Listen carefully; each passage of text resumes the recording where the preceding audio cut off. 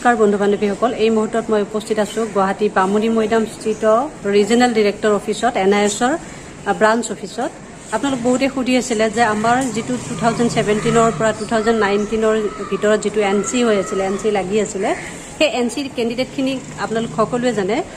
NC টো withdraw কৰিছে কিন্তু সকলোৱে প্ৰশ্ন কৰি আছে যে NC উইথড্ৰ হোৱা সেই ক্যান্ডিডেট খিনিৰ মাৰ্কশিট সাৰ্টিফিকেট খিনি কেতিয়া পাব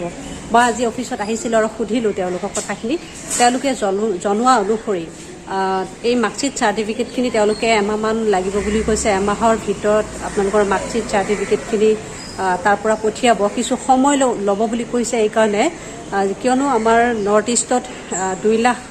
কিমান হাজাৰ ক্যান্ডিডেট আছে সকলোখিনি ক্যান্ডিডেটৰ মাৰ্কশিট সাৰ্টিফিকেট খিনি একেলগে আহাটো কিছু সমস্যা আছে সেই কাৰণে কিছু সময় ল'ব বুলি তেওঁলোকে জনাইছে মোটামুটি এমাহমানৰ ভিতৰত আপোনালোকে মাৰ্কশিট সাৰ্টিফিকেট খিনি হয়তো পাই যাব বুলি তেওঁলোকে জনাইছে কিদিন তেওঁলোকে প্ৰসেছত থাকিব বুলি কৈছে প্ৰসেছত তেওঁলোকে কৰিব মাৰ্কশিট সাৰ্টিফিকেট খিনি প্ৰসেছ চলি আছে আৰু প্ৰসেছখিনি কমপ্লিট হোৱাৰ পিছতে তেওঁলোকে ৰিজনেল ডিৰেক্টৰলৈ পঠিয়াব ৰিজনেল ডিৰেক্টৰ অফিচে হয়তো চেণ্টাৰলৈ পঠিয়াবও পাৰে এই কথাটো তেওঁলোকে কনফাৰ্মলি কোৱা নাই কলৈকে আহিব মাৰ্কশিট সাৰ্টিফিকেট খিনি পৰৱৰ্তী পৰ্যায়ত তেওঁলোকে নোটিছ জাৰি কৰিম বুলি কৈছে আৰু নোটিছৰ থ্ৰুদি আপোনালোকক জনাব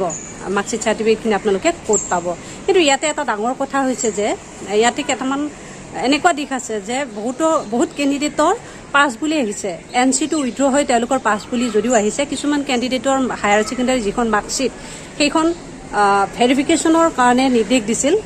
সেই ভেৰিফিকেশন কৰাৰ পিছত তেওঁলোকে মাৰ্কশিট সাৰ্টিফিকেট খিনি পাব বুলি জনাইছিল এইখিনি ক্যান্ডিডেটৰ বাবে এটা বিশেষ খবৰ বিশেষ কথা এই যে এই ক্যান্ডিডেট খিনি হায়াৰ সেকেন্ডাৰী মাৰ্কশিটখন ভেৰিফিকেশন কৰাৰ বাবে আপোনালোকে নিজৰ ব্ৰাঞ্চ অফিচলৈ আহিব লাগিব ৰিজনেল ডিৰেক্টৰ অফিচলৈ তেওঁলোকে জনোৱা অনুসৰি আৰু তেওঁলোকে এখন চিঠি লিখি দিব সেই চিঠিখনৰ লগত আপোনালোকৰ মাৰ্কশিট কপিটো জেৰক্স কৰিব লাগিব আৰু যিখন আপোনালোকে NC বুলি আছিলে মানে নেটত আপলোড হৈ থকা আপোনাৰ মাৰ্কশিটখন সেই মাৰ্কশিটখন NC উইথড্ৰ হৈ যে পাছ বুলি আহিছে বা ভেৰিফিকেশন কৰিব লাগিব বুলি লাইন এটা লিখা আছে সেই কপিটো আপোনালোকে নেটৰ পৰা উলিয়াব লাগিব উলিয়াই আপোনালোকৰ সেই কপিটো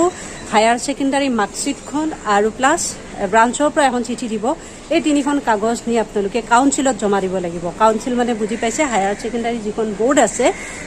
NISৰ ব্ৰাঞ্চ অফিচৰ গাতে লাগি থকা সেই বোৰ্ডত আপোনালোকে জমা কৰিব লাগিব আৰু জমা কৰাৰ পিছতে তেওঁলোকে আপোনাৰ ডকুমেন্টছখন ভেৰিফিকেশন কৰিব হায়াৰ সেকেন্ডাৰী মাৰ্কশিটখন আৰু ভেৰিফিকেশন কৰাৰ পিছতে